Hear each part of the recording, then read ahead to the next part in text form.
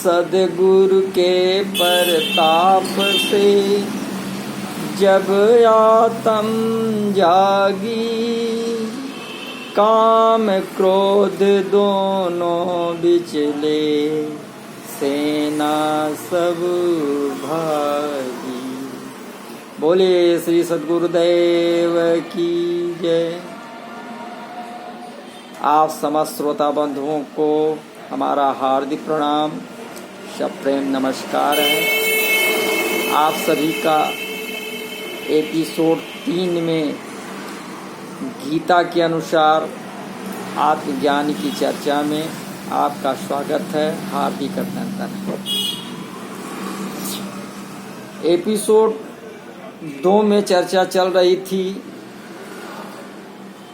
जिसमें गीता के बारे में, गीता के अंदर क्या है वो संक्षिप्त रूप में इसका परिचय चल रहा था। इसी परिचय में गीता में योग का बहुत बड़ा महत्व बताया गया है। गीता का योग, तो योग पर थोड़ा चर्चा करेंगे। गीता में योग शब्द के बड़े विचित्र विचित्र अर्थ हैं। उनके हम 3 विभाग कर सकते हैं। इजुर योगे धातु से बना योग शब्द, जिसका अर्थ है समरूप परमात्मा के साथ नित्य संबंध, जैसे समत्वम योग उच्यते आदि। यही अर्थ गीता में मुक्तया से आया है। इज समाधो धातु से बना योग शब्द, जिसका अर्थ है चित्त की स्थिरता, अर्थात समाधि में स्थिति, जैसे यन्नो परमते चित्तम निरुद्धा योग सेवया। इज संयम ने धातु से बना योग शब्द, जिसका अर्थ है संयमन, सामर्थ्य, प्रभाव, जैसे पस में योगेश्वरम, योगम, ऐश्वर्यम। गीता में जहाँ कहीं योग शब्द आया है, उसमें इन तीनों में से एक अर्थ की मुख्यता और शेष 2 अर्थ की गौणता है। जैसे इजिर योग वाले योग शब्द में समता, संबंध की मुख्यता है, पर समता आने पर स्थिरता और सामर्थ्य भी स्वतः आ ही जाती है। तो सामर्थ्य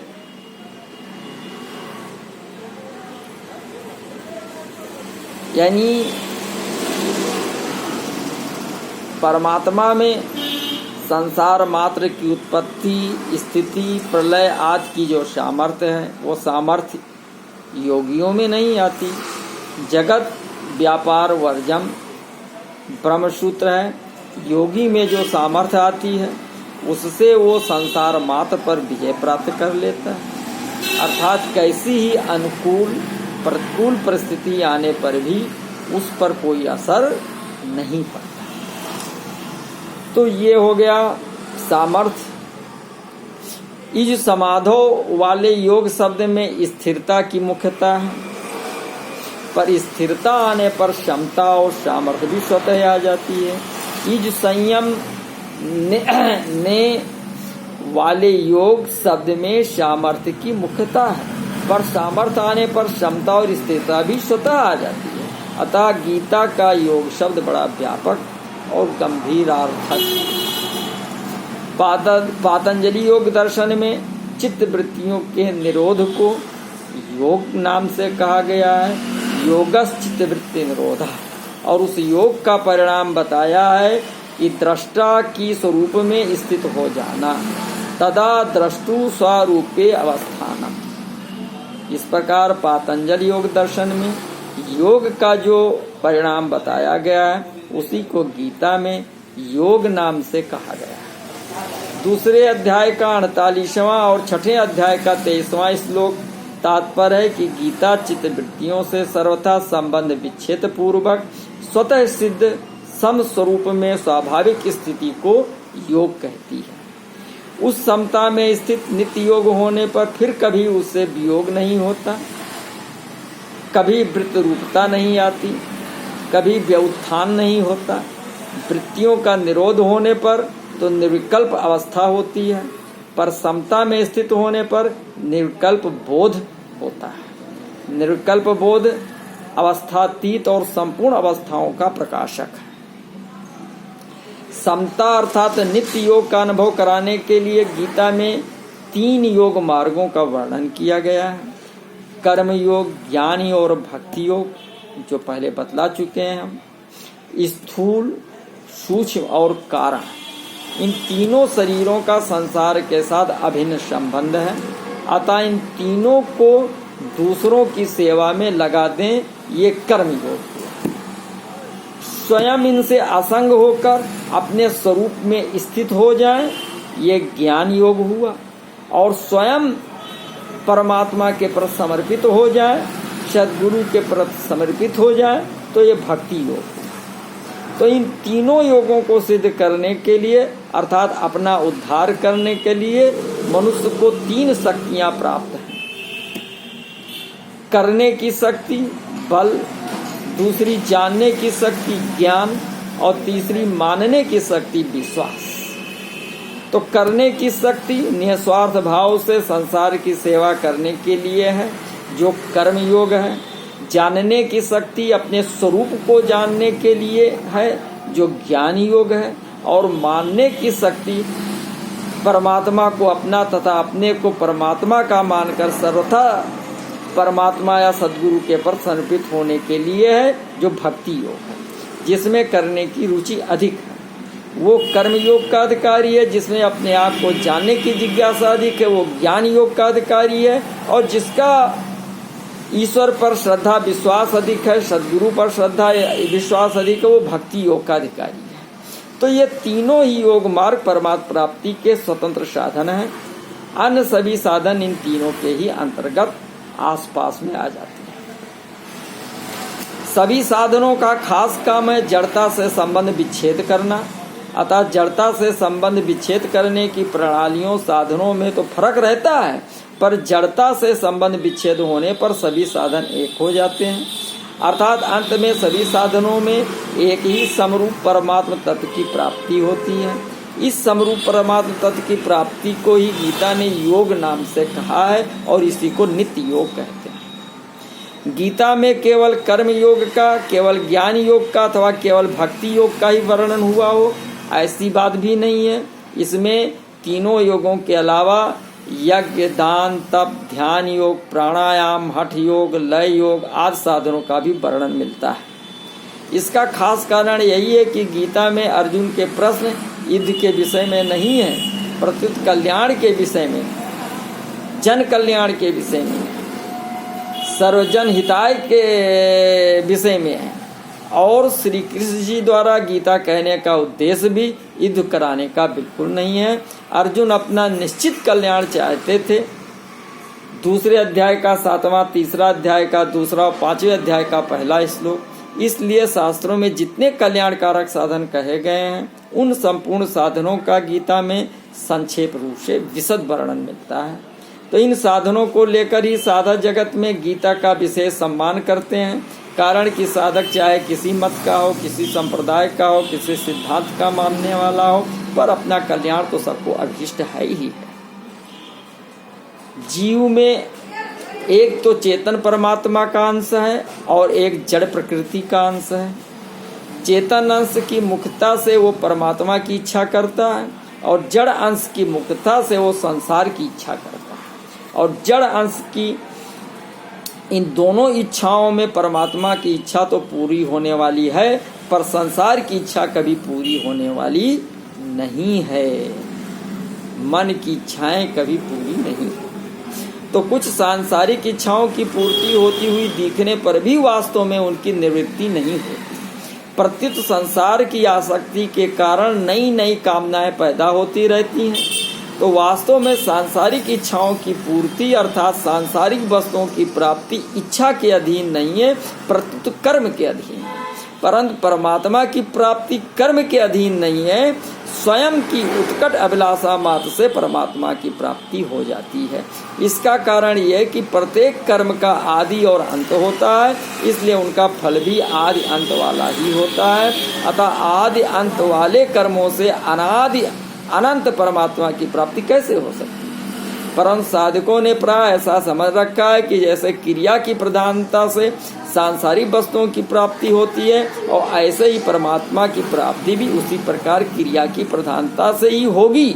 और जैसे सांसारिक वस्तु की प्राप्ति के लिए शरीर, इंद्रियां, मन, बुद्धि की सहायता लेनी पड़ती है, ऐसे ही परमात्मा की प्राप्ति के लिए भी उसी प्रकार शरीर, इंद्रियां, मन, बुद्धि की सहायता लेनी पड़ेगी।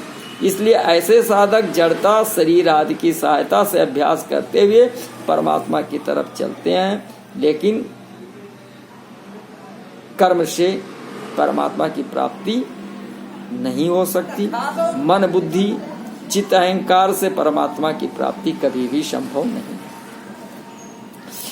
जैसे ध्यान योग में दीर्घ काल तक अभ्यास करते करते अर्थात परमात्मा में चित्त को लगाते लगाते जब चित्त निरुद्ध हो जाता है, तब उसमें संसार की कोई इच्छा न रहने से और स्वयं जड़ होने के कारण परमात्मा को ग्रहण न कर सकने से वो चित्त संसार से उपराम हो जाता है। तो चित्त के उपराम होने से साधक का चित्त से अर्थात जड़ता से सर्वथा संबंध विच्छेद हो जाता है और वो स्वयं से परमात्म तत्व का अनुभव कर लेता है। गीता के 6वें अध्याय का 20वां श्लोक, परंतु जो साधक आरंभ से ही परमात्मा के साथ अपना स्वतः सिद्ध नित्य संबंध मानकर और जड़ता से अपना किंचित मात्र भी संबंध न मानकर साधन करता है, उसको बहुत जल्दी और सुगमता पूर्वक परमात्मा तत्व का अनुभव सद्गुरुदेव जी की कृपा से हो जाता है।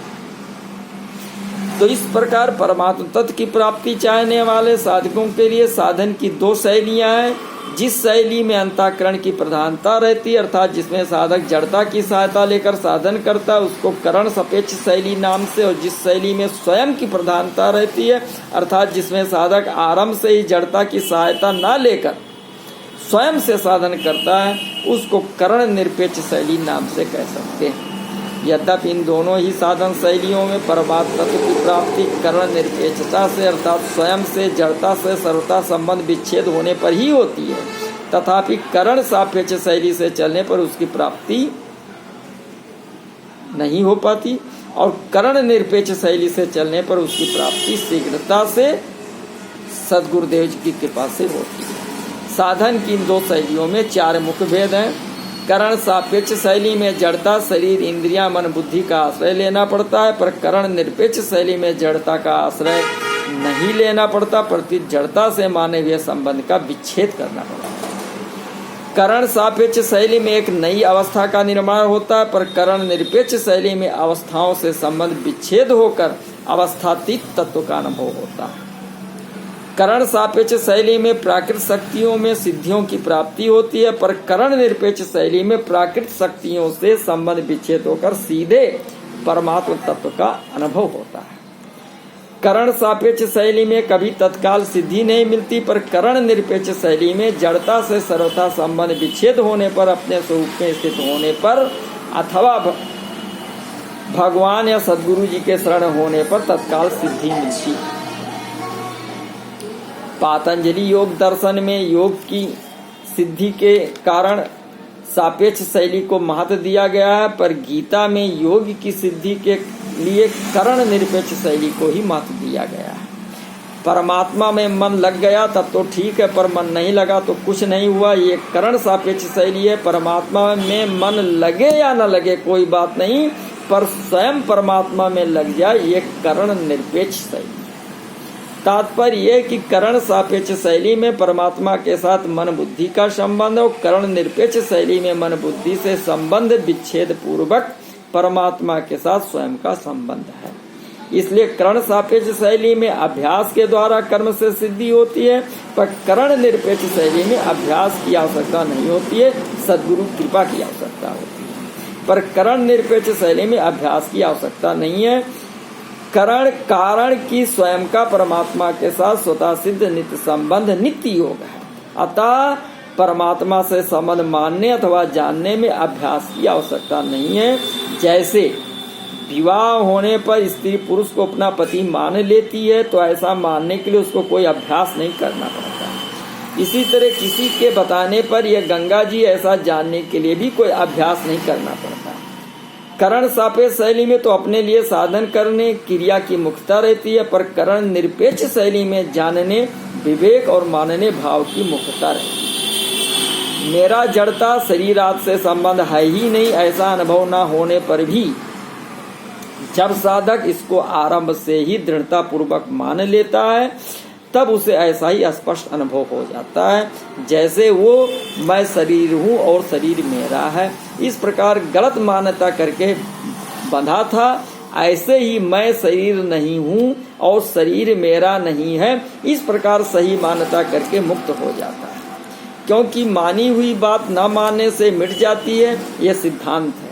तो इस बात को श्री कृष्ण जी ने गीता में कहा है कि अज्ञानी मनुष्य शरीर से संबंध जोड़कर उससे होने वाली क्रियाओं का कर्ता अपने को मान लेता है। अहंकारा विमूढ़ आत्मा कर्ता अहमित मन्यते, परंतु ज्ञानी मनुष्य उन क्रियाओं का कर्ता अपने को नहीं मानता। नैव किंचित करोमीति युक्तो मन्यते तत्वित्। तात्पर्य यह हुआ कि अवास्तविक मान्यता को मिटाने के लिए वास्तविक मान्यता करनी जरूरी है। मैं हिंदू हूँ, मैं ब्राह्मण हूँ, मैं साधु हूँ आदि मान्यताएं इतनी दृढ़ होती हैं कि जब तक इन मान्यताओं को स्वयं नहीं छोड़ता तब तक इनको कोई दूसरा नहीं छुड़ा सकता। ऐसे ही मैं शरीर हूँ, मैं करता हूँ आदि मान्यताएं भी इतनी दृढ़ हो जाती हैं कि उनको छोड़ना साधक को कठिन मालूम देता है। परंतु ये लौकिक मान्यताएं अवास्तविक असत्य होने के कारण सदा रहने वाली नहीं हैं, प्रत्युत मिटने वाली हैं। इसके विपरीत मैं शरीर नहीं हूँ, मैं भगवान का हूँ, परमात्मा का हूँ, मैं सद्गुरु का हूँ आदि मान्यताएं वास्तविक सत्य होने के कारण कभी मिटती ही नहीं, प्रत्युत उनकी विस्मृति होती है, उनसे विमुक्ता होती है। तो इसलिए वास्तविक मान्यता दृढ़ होने पर मान्यता रूप से नहीं रहती, प्रत्युत बोध अनुभव में परिणित हो जाती है। यद्यप गीता में कर्ण सापेक्ष शैली का भी वर्णन किया गया है, जैसे चौथे अध्याय के 24वें 30वें तक तथा 34वें श्लोक के 6ठे अध्याय के 10वें से 28वें तक, 8वें अध्याय के 8वें 16वें और 15वें अध्याय 11वें श्लोक आदि, तथापि मुख्य रूप से करण निरपेक्ष शैली का ही वर्णन हुआ। जैसे दूसरे अध्याय का 48वां तथा 55वां, तीसरे अध्याय का 17वां, चौथे अध्याय का 48वां, 5वें अध्याय के 12वें का पूर्वार्ध, 6ठे अध्याय का 5वां, 9वें अध्याय का 30वां, 31वां, 12वें अध्याय का 12वां, 18वें अध्याय का 62वां, 66वां तथा 73वां श्लोक आदि आदि। तो इसका कारण यह है कि परमात्मा साधकों को शीघ्रता से सुगमता पूर्वक अपनी प्राप्ति कराना चाहते हैं। और दूसरी बात, अर्जुन ने युद्ध की परिस्थिति प्राप्त होने के समय अपने कल्याण का उपाय पूछा है, अतः उनके कल्याण के लिए करण निरपेक्ष शैली ही काम में आ सकती है, क्योंकि करण निरपेक्ष शैली में मनुष्य प्रत्येक परिस्थिति में और संपूर्ण शास्त्रविहित कर्म करते हुए भी अपना कल्याण कर सकता है। इसी शैली के अनुसार अभ्यास किए बिना अर्जुन का मोह नाश हुआ और उनको स्मृति की प्राप्ति हुई। 18वें अध्याय का 73वां श्लोक। तो साधन की करण निरपेक्ष शैली सबके लिए समान रूप से उपयोगी है, क्योंकि इसमें किसी विशेष योग्यता परिस्थिति आदि की आवश्यकता नहीं है। इस शैली में केवल परमात्मा प्राप्ति की उत्कट अभिलाषा होने से ही तत्काल जड़ता से संबंध विच्छेद होकर नित्य प्राप्त परमात्म तत्व का अनुभव हो जाता है। जैसे कितने ही वर्षों का अंधेरा एक दियासलाई जलाती और नष्ट हो जाता है, ऐसे ही जड़ता के साथ कितना ही पुराना अनंत जन्मों का संबंध हो, परमात्मा प्राप्ति की उत्कट अभिलाषा होते ही वो मिट जाती है। इसलिए उत्कट अभिलाषा करण सापेक्षता से होने वाली समाधि से भी ऊंची चीज है। ऊंची से ऊंची निर्विकल्प समाधि हो, उससे भी व्युत्थान होता है और फिर व्यवहार होता है, अर्थात समाधि का भी आरंभ और अंत होता है। जब तक आरंभ और अंत होता है तब तक जड़ता के साथ संबंध है। जड़ता से संबंध विच्छेद होने पर साधन का आरंभ और अंत नहीं होता, प्रत्युत परमात्मा से नित्य योग का अनुभव हो जाता है। जब तक जड़ता का संबंध रहता है तब तक दो अवस्थाएं रहती हैं, क्योंकि परिवर्तनशील होने से जड़ प्रकृति कभी एक रूप नहीं रहती। अतः समाधि और व्युत्थान ये दोनों अवस्थाएं जड़ता के संबंध से ही होती हैं। तो जड़ता से संबंध विच्छेद होने पर सहजावस्था होती है। ये सद्गुरुदेव जी की भक्ति में आती है, जिसे संतों ने सहज समाधि कहा है। इससे फिर कभी भी उत्थान नहीं होता। तो वास्तव में देखा जाए तो परमात्मा से वियोग कभी हुआ ही नहीं, होना संभव ही नहीं। केवल संसार से माने हुए संयोग के कारण परमात्मा से वियोग प्रतीत हो रहा है। संसार से माने हुए संयोग का त्याग करते ही परमात्म तत्व के अभिलाषी मनुष्य को तत्काल नित्य योग का अनुभव हो जाता है और उसमें अस्थायी स्थिति हो जाती है। अंतःकरण को शुद्ध करने की आवश्यकता भी करण सापेक्ष शैली में ही है, करण निरपेक्ष शैली में नहीं। जैसे कलम बढ़िया होने से लिखाई तो बढ़िया हो सकती है, पर लेखक बढ़िया नहीं हो जाता। तो ऐसे ही करण अंतःकरण शुद्ध होने से क्रियाएं तो शुद्ध हो सकती हैं, पर कर्ता शुद्ध नहीं हो जाता। कर्ता शुद्ध होता है अंतःकरण से संबंध विच्छेद होने से, क्योंकि अंतःकरण से अपना संबंध मानना ही मूल अशुद्धि है। तो नित्य प्राप्त परमात्म तत्व के साथ जीव का नित्य योग स्वतः सिद्ध है, अतः उसकी प्राप्ति में करण की अपेक्षा नहीं है, केवल उधर दृष्टि डालनी है। तो जैसे कि शंकर सहज स्वरूप संभाला, अर्थात शंकर जी ने अपने सहज स्वरूप को संभाला, उसकी तरफ दृष्टि डाली। संभाली चीज वो होती है जो पहले से हमारे पास हो और केवल दृष्टि डालने से पता लग जाए कि ये है। ऐसे ही दृष्टि डालने मात्र से नित्य योग का अनुभव हो जाता है। परम सांसारिक सुख की कामना, आशा और भोग के कारण उधर दृष्टि डालने में, उसका अनुभव करने में कठिनता मालूम होती है। जब तक सांसारिक भोग और संग्रह की तरफ दृष्टि है, तब तक मनुष्य में ये ताकत नहीं है कि वो अपने स्वरूप की तरफ दृष्टि डाल सके। अगर किसी कारण से, किसी खास विवेचन से उधर दृष्टि चली भी जाए तो उसका अस्थायी रहना बड़ा कठिन है। कारण कि नाशवान पदार्थों की जो प्रियता भीतर में बैठी हुई है, वो प्रियता परमात्मा के स्वतः सिद्ध संबंध को समझने नहीं देती, और समझने में आ जाए तो स्थिर नहीं रहने देती। हाँ, अगर उत्कट अभिलाषा जागृत हो जाए कि उस तत्व का अनुभव कैसे हो, तो इस अभिलाषा में ताकत है, ये संसार की आसक्ति का नाश कर देगी। गीता के कर्मयोग, ज्ञान और भक्ति योग तीनों ही साधन कारण निरपेक्ष अर्थात स्वयं से होने वाले हैं। कारण की क्रिया और पदार्थ अपने और अपने लिए नहीं है, प्रत्युत दूसरों की सेवा के लिए है। मैं शरीर नहीं हूँ और यह शरीर मेरा नहीं है, मैं परमात्मा का हूँ, परमात्मा मेरे। इस प्रकार विवेक पूर्वक किया गया विचार अथवा मान्यता करण सापेक्ष अभ्यास नहीं है, क्योंकि इसमें जड़ता से संबंध विच्छेद है। अतः कर्मयोग में स्वयं ही जड़ता का त्याग करता है, ज्ञान योग में स्वयं को जानता है, और भक्ति योग में स्वयं ही परमात्मा के शरण होता है। तो इस कारण निरपेक्ष शैली को ही मुक्ता इसमें दी गई, क्योंकि साधकों का शीघ्रता से सुगमता पूर्वक कल्याण कैसे हो, इस बात को सामने रखते हुए ये विशद वर्णन किया जाएगा। अब आगे गीता का प्रारंभ किया जाएगा। बहुत बहुत धन्यवाद। नमस्कार।